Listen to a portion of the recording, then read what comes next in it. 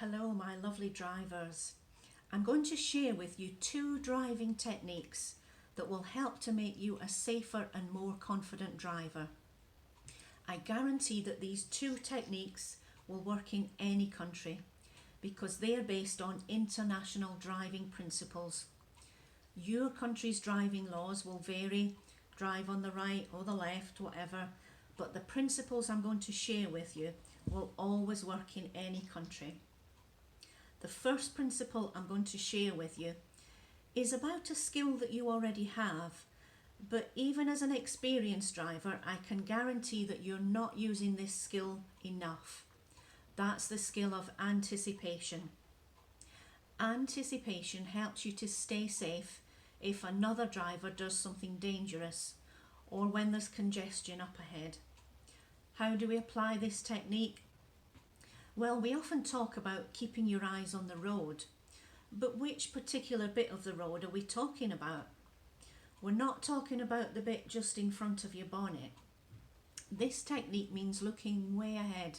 So a good tip is to raise your head up, raise your gaze, raise your eye line, and you'll find that you'll start seeing things much further ahead.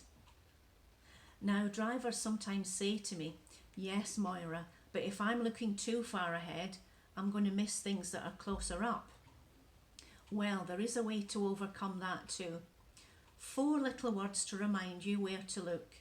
There's near, middle, far, and rear. So if you keep your eyes moving on those 4 places, near, middle, far, and rear, you won't miss anything that's going on.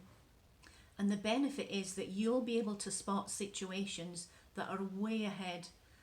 And once you've spotted that situation, you'll be in a much better position to keep yourself safe, even if another driver does do something dangerous. So that's tip number 1, look well ahead.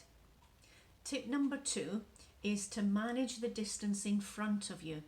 Leave a bigger gap between you and the car in front. This is a technique that advanced drivers are constantly working on to keep that safety gap in front.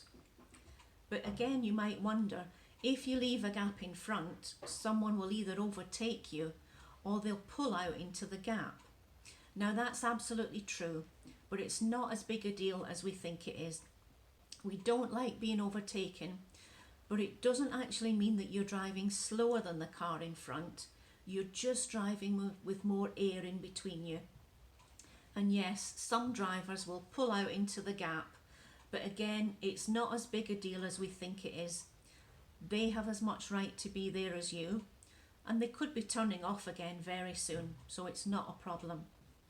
Just check the space behind you and gently ease back on your accelerator so you get that safe gap back again. The reason we need that bigger gap is because the driver ahead may do something unexpected. They might brake suddenly, or they might pull up at the side suddenly.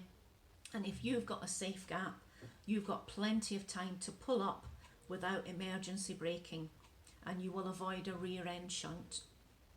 So I hope those 2 tips have been helpful.